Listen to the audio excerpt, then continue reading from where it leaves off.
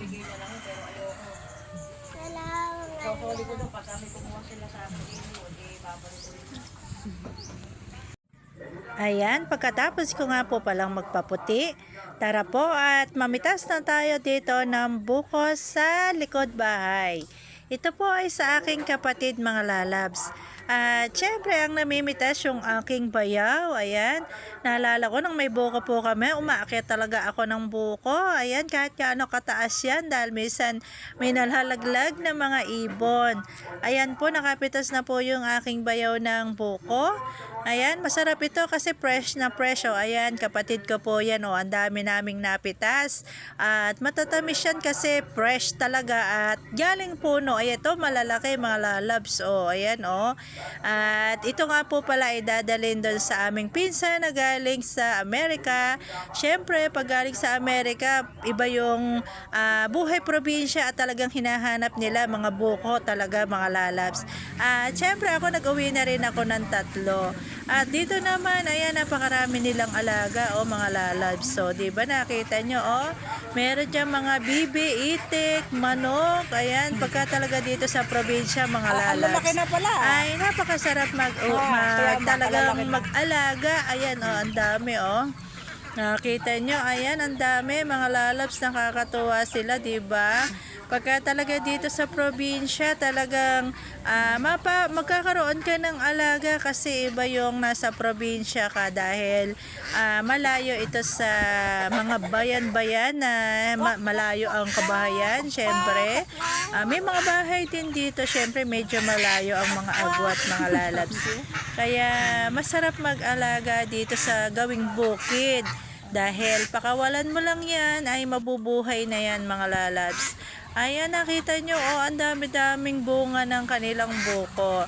Napaka-fresh niyan dahil, diba, ayan, naalala ko dati nung ako'y bata pa. May mga tanim po kaming buko sa bakura. Napakarami naming puno. At yung tatay ko, mahilig din po siyang mag-alaga ng mga bibi, kaya mga itik, manok. Ayan, dahil maluwang ang aming bakuran. Ayan, dito naman sa gilid po ay bukid. O diba, dito sa probinsya, napaka-fresh ng hangin at maaliwalas at iwas sa mga sasakyan na masyadong marami kasi bukid nga po kaya walang ganong sasakyan. Ayun nga po pala yung aking bayaw. Siya po ang nag-aalaga po niyan. Mahilig siya mag-alaga ng mga bibi at itik dito dahil nga po maluwang dito sa likod bahay nila. At syempre, ayan, ako nga po pala ay nakakuha na ng 3. Syempre, pinili ko yan sa kapatid ko para may dagdag income naman siya. Sa panahon po ngayon, kailangan lahat talaga bibili natin para kahit paano makatulong tayo, diba, sa mga nagtatanim. O diba? Pinili ko po yan 3 para kahit paano may pandagdag naman silang panggastos, diba mga lalabs. Mahirap naman po lagi hingi tayo ng hingi. Kailangan din po bumili tayo kung meron tayong pambili. Ayan, para kahit paano nakakatulong tayo. At syempre, makatikim tayo ng kanilang tanim na buko. O diba, ayan, nakapagbiyak na po ako at kinuha ko yung sabaw.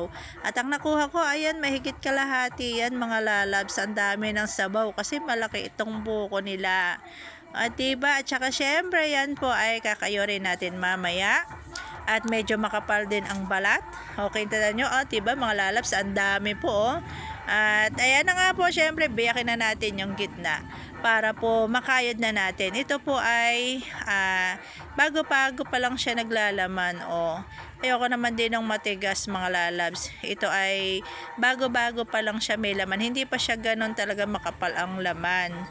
Ayan, masarap ito pang inom ang sabaw at saka malambot pa yung pinakalaman niya. O diba mga lalabs, ang sarap niya dahil fresh na fresh dahil talaga namang kakukuha galing sa puno. Ayan ang laman, diba mga lalabs, ang sarap, diba? Masarap ito sa mga mahilig sa buko at saka gamot pa ito. At saka yung sabaw nito talagang gamot sa mga UTI.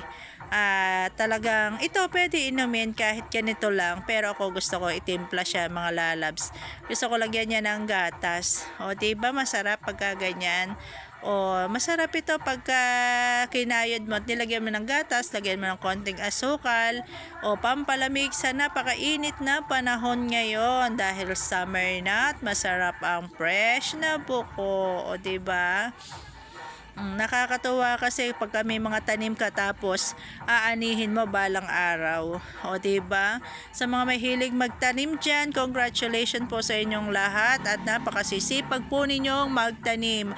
Ako talaga mahilig din ako magtanim mga lalabs kung maluwang ang aking bakuran. Dahil gusto ko rin talaga marami kong puno yung may mga prutas-prutas. O yun lang, thank you so much for watching at please subscribe and share na rin. Paki-comment na rin kung taga saan ka, kung saan nakarating ang aking video. Bye bye mga lalabs!